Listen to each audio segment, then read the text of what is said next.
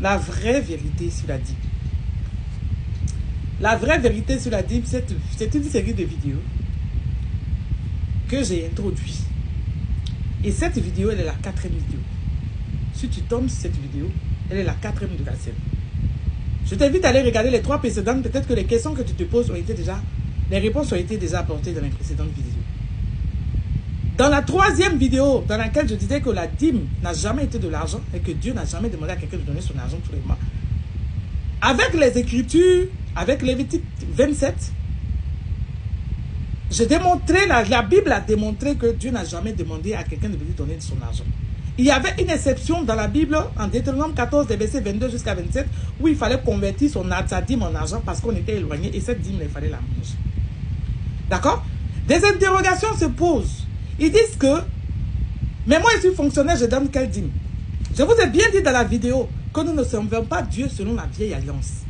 Il faut comprendre une chose quand on est chrétien. Il y a 2 alliances dans la Bible. D'accord? Le chrétien qui ne sait pas qu'il y a 2 alliances dans la Bible, il est la cible des pasteurs voleurs.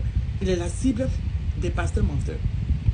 Et quand on dit que les pasteurs sont des menteurs, sont des voleurs, pour ceux qui volent l'argent tous les mois, parce qu'il y en a qui ne le font pas. Il y en a qui servent Dieu sincèrement, en esprit et en vérité. Il y en a qui appliquent la parole de Dieu telle que c'est. Mais ceux qui se mettent en tant que, qui se disent grands pasteurs, qui se mettent en tant que figure de proue, là, les suprêmes méga giga voleurs. Quand la justice attrape quelqu'un qui pratique la corruption, qui utilise des moyens fallacieux pour soutirer l'argent à quelqu'un, ou bien qui fait pression à quelqu'un sur son intelligence, sur ses sentiments, sur ses émotions pour prendre de l'argent, il fait quoi? On l'attrape à la justice. C'est quoi son nom? C'est un voleur. D'accord? Donc si ça vous fait mal, c'est parce que vous vous sentez concerné. Celui qui ne se sent pas concerné va écouter les vidéos et puis va passer. D'accord? Donc, si tu es pasteur et que je parle des pasteurs voleurs, ça te fait mal, c'est que toi, mais dans ton âme et conscience, tu as la ferme conviction que tu es un voleur. Ok? Jusqu'à preuve du contraire, il n'y a pas le nom de quelqu'un qui est sorti de ma bouche ici. D'accord? Dans mes vidéos, il n'y a aucun nom de pasteur qui est sorti. Maintenant qu'il se sent mauvais, va se moucher, c'est votre problème. Pour l'heure, c'est pareil. Ok? Pour l'heure, c'est pareil. Il faut comprendre qu'il y a 2 alliances dans la Bible. La première alliance, elle a été tissée avec le peuple d'Israël à Horeb dans Exode 24, les versets 7 à 8. Il prit le livre de l'alliance et en fit la lecture au peuple. Il dit, nous ferons tout ce que l'Éternel a dit. Nous obéirons. Moïse prit le sang et il aspergea le peuple en disant, voici le sang de l'alliance que l'Éternel a faite avec nous selon toutes ses paroles. C'est dans cette alliance-là qu'il y a la dîme. Dans cette alliance-là, la dîme était le salaire des Lévites. D'accord? Et dans cette même alliance, les prémices étaient les salaires des prêtres. Et toutes ces 2 catégories de serviteurs servaient dans la tente d'assignation. Aujourd'hui, il n'y a pas de tente d'assignation. Et comme cette alliance-là a été violée, j'ai déjà parlé de ça, et donné les références dans les précédentes vidéos, allez-y les écouter. Dieu prophétise, utilise Jérémie pour prophétiser dans Jérémie 31, les versets 31 à 34. J'en ai déjà parlé. Et Jérémie annonce la nouvelle alliance. Jésus, dans Matthieu 26, verset 28, aussi annonce la nouvelle alliance. Christ vient, il meurt. Il introduit la nouvelle alliance. C'est dans l'ancienne alliance qu'il y a la loi. C'est dans l'ancienne alliance qu'il y a toutes les pratiques de tuer les bœufs, tout ça là. Tout ça, c'était dans l'ancienne alliance. Donc Christ, en abolissant la loi, a aboli aussi toutes ces pratiques. Et le tabernacle n'existant plus. Maintenant que ceux qui servent Dieu, Éphésiens 4, verset 11, les appelle pasteurs, prophètes, évangélistes, docteurs. D'accord? Apôtres. Si les Lévites n'existent pas, et que la dîme est faite des choses en nature, si les Lévites ne sont plus, si les prêtres c'est-à-dire qui étaient chargés de faire les sacrifices, parce que entre les prêtres et les Lévites, chacun avait son rôle. D'accord? Et Aaron était chargé de superviser tout cela. Parmi tous ceux qui volent l'argent aujourd'hui, là, qui est sorti des Lévites? La Bible déclare que nous sortons tous de Christ. Donc la dîme, quand on lit Hébreux 8, les versets 6 à 13, il n'y a pas de dîme dans la nouvelle alliance. Donc il n'y a même pas une question de je suis professeur des écoles ou bien je suis fonctionnaire, je donne quelle dîme. Elle n'existe pas. Donc si Christ abolit la nouvelle ancienne alliance et que Jésus dit que nous ne sommes plus, nous ne le servons plus selon l'ancienne alliance. D'accord? Et que nous ne sommes plus sous la loi. Romains 6, verset 14 dit, car nous, le péché n'aura plus de pouvoir sur nous puisque vous n'êtes point sous la loi mais sous la grâce. Galates 3, le verset 24 à 25 dit que ainsi, la loi a été donnée comme pédagogue pour nous conduire à Christ, afin que nous fussions justifiés par la foi. La foi étant venue, nous ne sommes plus sur son pédagogue. Ça veut dire que quoi? Nous ne savons plus Dieu selon la loi. Et donc, si la dîme a été abolie, le fait que tu sois professeur, tu donnes quelle dîme?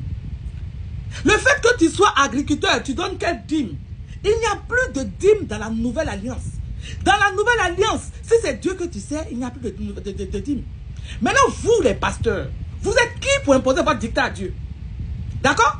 Vous êtes qui pour imposer à Dieu votre dictat? Vous êtes qui? Et c'est vous qui avez entraîné ces hérésies-là dans le corps de Christ. Et les fidèles aussi, oh moi je donne ma dîme, je suis béni. Vous êtes tous des fils du diable. D'accord? Parce que Jésus a obéi à son Père. Jésus a obéi à son Père. Jusqu'à la dernière minute, il a obéi à son Père. Éphésiens 4, verset 28, il dit. Éphésiens 4, verset 28, il dit quoi? Que celui qui dérobait ne dérobe plus, mais plutôt qu'il travaille en faisant de ses mains ce qui est bien, afin de pouvoir donner à celui qui est dans le besoin. D'accord? Vous vous mettez là comme des gourous. On doit travailler pour vous donner. Si tu es chrétien, tu n'as pas compris qu'il n'y a plus de nouvelle alliance. C'est-à-dire qu'il n'y a plus, l'ancienne alliance n'est pas là. Et qu'il n'y a que la nouvelle alliance. En donnant ta dîme, tu te mets sous la malédiction de la loi. Voilà ce que vous ne comprenez pas. Quand on vous parle, et puis vous ne voulez pas écouter. Celui qui donne sa dîme renonce du facto au sacrifice de Jésus à la croix. La Bible dit que de mourir, c'est-à-dire que Christ a fait malédiction de sorte qu'il a été dit, maudit quiconque est pendu au bois. Allez-y chercher le verset. Mais Christ s'est fait malédiction afin de nous délivrer de la malédiction de la loi. Vous qui voulez prendre vos malédictions, prenez vos malédictions. Vous dites, mais celui qui donne la dîme ne pêche pas. Vous savez, un enfant de Dieu, à partir du moment où tu décides de donner ta vie à Dieu, tu es conditionné et tu es obligé de faire ce que Dieu te demande. Et il y en a qui pensent que tout ce qu'ils font parce que donner la dîme est une bonne chose. Dieu agrée. Dieu n'agrée pas. Parce qu'il y a des bonnes œuvres de la chair. D'accord? La Bible déclare que toutes ces choses étaient des ordonnances charnelles qui nous étaient données jusqu'à une époque de réformation. Allez chercher le verset. D'accord? Donc si ce sont des ordonnances charnelles, tout ce que vous faites dans la chair est une œuvre de la chair. Oh, Dieu m'a dit de donner ma dîme. Quel Dieu qui t'a dit de donner la dîme? Quel Saint-Esprit qui t'a donné de donner la dîme? Ne mentez pas sur lui. D'accord? Parce que la chair de l'homme est une trilogie. Donc si tu ne sais même pas que l'homme est une triptyque et tu ne sais pas laquelle partie de ton entité qui parle, vous n'allez pas venir dire aux gens que c'est le Saint-Esprit qui vous parle. Vos pasteurs voleurs, ils n'ont pas trouvé autre chose moyen qu'aujourd'hui maintenant d'organiser des séminaires où on demande aux gens de faire des sacrifices parce que Dieu agrée ceux qui font des sacrifices. Mais vous allez vous arrêter. Vous allez vous arrêter. Parce que chacun, allez-y vous-même vous donner à la croix. Pendez-vous au bois comme Jésus s'est pendu au bois. Quel sacrifice Jésus a fait? La Bible dit que c'est par la grâce que c'est par la grâce, c'est-à-dire que c'est par la grâce que vous êtes sauvés. C'est par la foi que vous êtes sauvés au moyen de la grâce. D'accord? C'est par la grâce que vous êtes sauvés au moyen de la foi. Cela ne vient pas de vous, c'est un don de Dieu. Donc vous voulez venir imposer quoi à Dieu? Vous pensez que vos argent inutiles que vous donnez là, c'est ce qui impressionne Dieu? Vous avez déjà vu Dieu manger? Vous avez déjà vu Dieu prendre tout votre argent que vous donnez là? Vous avez déjà vu Dieu prendre? Après, vous êtes rigolo. Après, il y en a qui se mettent à genoux, qui prient pour demander l'argent à Dieu. Dieu va te donner quoi? Vous voulez que Dieu vous donne quoi? Vous voulez que Dieu vous donne quoi? Vous prenez toutes vos économies pour aller donner à des pasteurs et puis vous pensez que vous allez prier, Dieu va venir vous bénir en retour. J'ai dit, est-ce que vous avez déjà demandé comment les parents font pour réussir? Ne travaillez pas. Et puis prenez vos dîmes là, mettez ça dans la terre, ça va pousser. Restez chez vous, mettez vos dîmes dans la terre, vous allez mourir pauvre. Et vos pasteurs, ils vont toujours venir vous dominer.